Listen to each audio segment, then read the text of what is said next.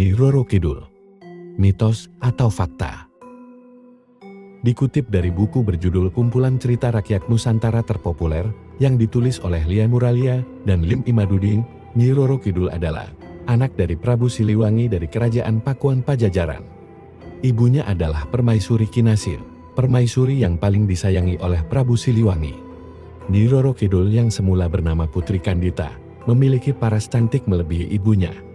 Oleh karena itu, tidak heran Putri Kandita menjadi putri kesayangan ayahnya. Sikap Prabu Siliwangi tersebut menumbuhkan kecemburuan antara Selir dan putra-putri raja lainnya. Akhirnya, mereka bersekongkol untuk menyingkirkan Putri Kandita dan ibunya.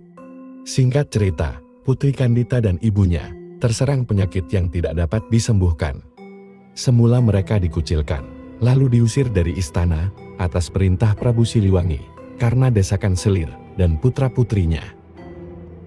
Putri Kandita dan Permaisuri Kinasih pergi berkelana menuju selatan wilayah kerajaan. Dalam perjalanan, Permaisuri Kinasih meninggal dunia. Dalam pengembaraannya, Putri Kandita tiba di sebuah aliran sungai.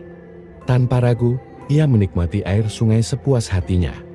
Ia menyusuri aliran sungai ke arah hulu dan menemukan beberapa mata air yang menyembur deras.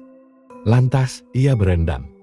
Dengan kesendiriannya, ia menetap di dekat sumber air panas dan melatih olah kanuragan. Setelah sekian lama tinggal di sungai, tanpa disadari penyakitnya pun berangsur-angsur hilang. Setelah sembuh, Putri Kandita melakukan perjalanan ke arah hilir sungai. Putri Kandita terpesona saat tiba di muara sungai yang dekat dengan laut.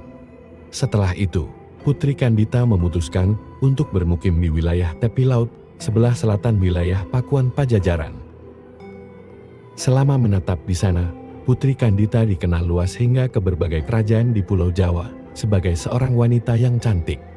Sejak saat itu, banyak pangeran yang ingin mempersuntingnya.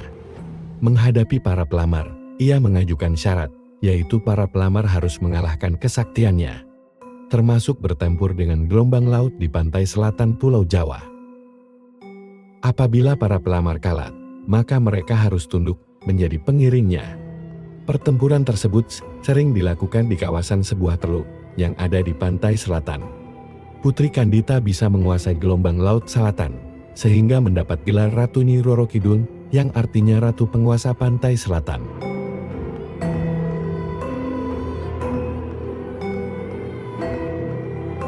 Dikutip dari buku berjudul Kumpulan Kisah Nyata Hantu di 13 Kota yang ditulis oleh Argo Wikanjati, terdapat kepercayaan bahwa jika orang hilang di pantai Parangtritis, maka orang tersebut hilang karena diambil oleh Nyi Roro Kidul.